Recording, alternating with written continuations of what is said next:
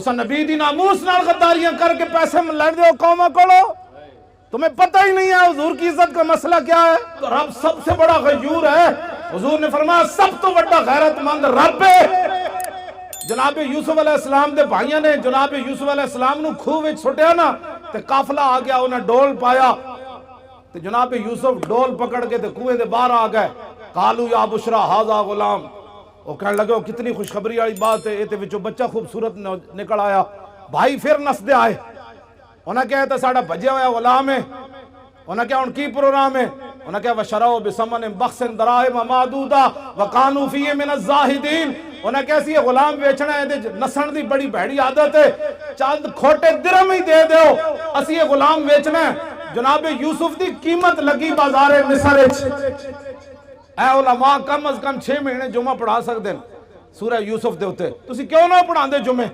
سورہ یوسف پڑھ کے دسو قوم نو کہ جناب یوسف دی صرف قیمت پئی ہے بازار وچ.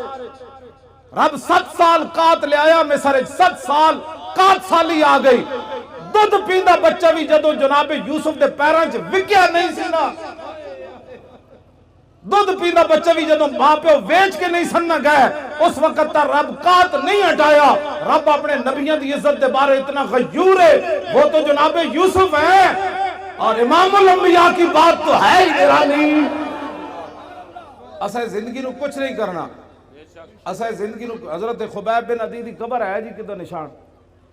حضرت خبیب بن عدی صحابی رسول دی قبر دا نشان ہے. مشرکین مکہ نے آپ نو سولیوں تے بدھیا، پہلے سولیوں تے بن کے نا پھر انہاں پورے عرب نو بلایا. انہاں کیا امام الانبیاء دے غلامہ نے جدہ جدہ بندہ ماریا، جنہوں نقصان پہنچایا.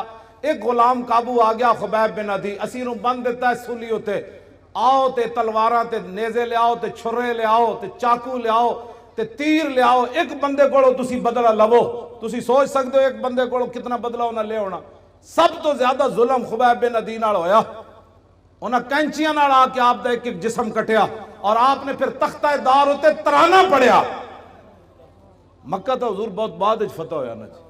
آپ نے جتھے مقام تنعیم ہے نا مسجد عائشہ، اس مقام ہوتے آپ نے تختہ دار جدو آپ دا جسم کٹ رہے سن نا اور دوروں ہٹ کے نشانہ بن رہے سن. لو تو نہیں سی نا، خبیب بن عدی دا جسم تا انسان آڑا ہی سی نا. دوروں ہٹ کے انہاں دے نشانہ باز، دوروں ہٹ کے آپ تے تلوارہ نال آپ تے چھوڑے لا رہے سن. ایک ایک جسم نے ایک چھوڑے جو لکڑی دے چھوڑے لا دین انج لا رہے سن تے آپ انجے تختہ دار ہوتے بدے ہوئے سن. تے آپ نے انہوں نے ویکھ کے فرمایا تم کیا سمجھتے ہو کہ میں نے جن کا کلمہ پڑھا ہے میں بے وفائی کر جاؤں گا؟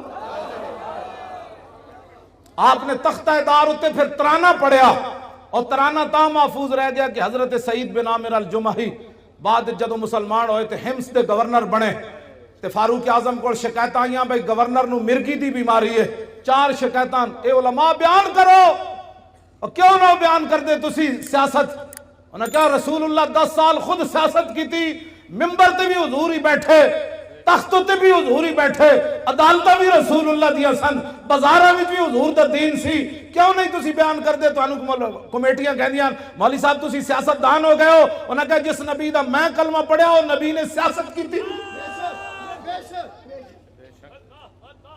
یہ حضور تاں گل محفوظ رہ گئی کہ سعید بن عامر جڑے اس موقع تے موجود سن نہ جو کلمہ نہیں سی انہاں پڑھیا، بعد جو انہاں کلمہ پڑھ لیا.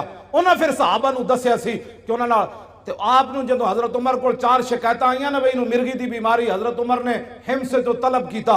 میں جدو حمص دی حدود داخل ہویا نا جی ملک شام جدو میں گئے سی تو میری اکھاں رون لگ پئیاں سن کہ اے او شہر ہے جدے وچ گورنر حضرت سعید بن عامر الجمحی. قبر میں نو نہیں ملی، میں اتھے حاضری ضرور دی خالد بن ولید دی قبر تے، آپ دی قبر میں نو مل گئی، میں اتھے حاضری دیتی. بہرحال سعید بن عامر الجمحی جدو حضرت عمر کو آئے نا 4 شکایتاں سن، انہاں وچ ایک مرگی دی بیماری.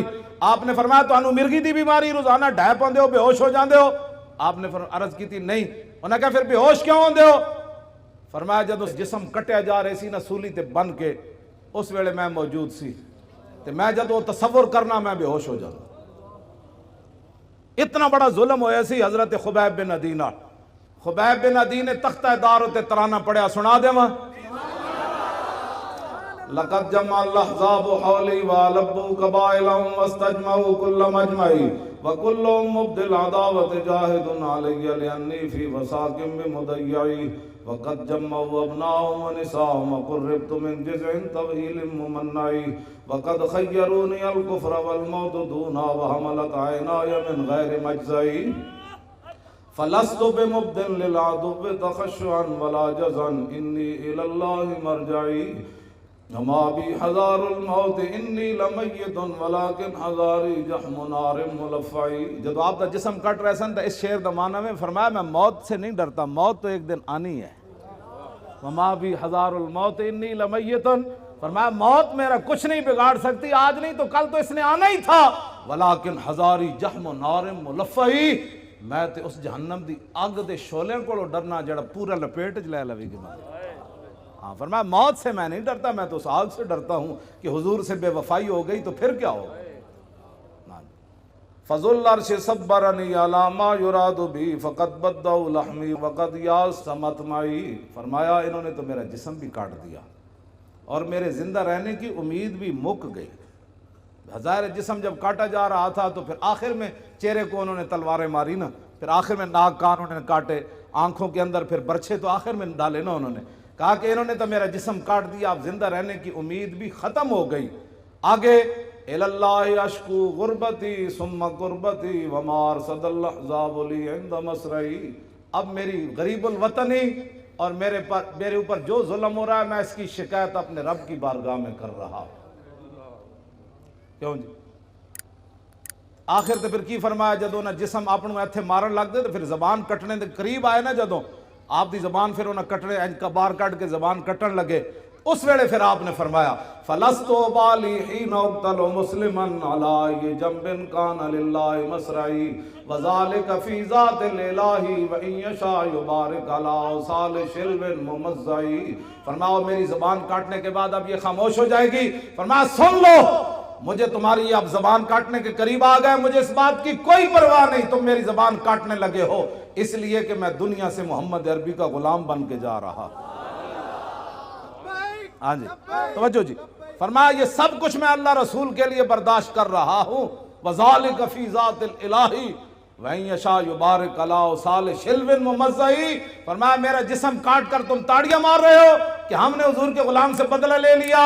فرمایا جس رب کے لیے میں نے یہ اذیتیں برداشت کی ہے نا، میرا رب قادر ہے میرے کٹے ہوئے جسم کو پھر جوڑ دے گا ایسے کر کے.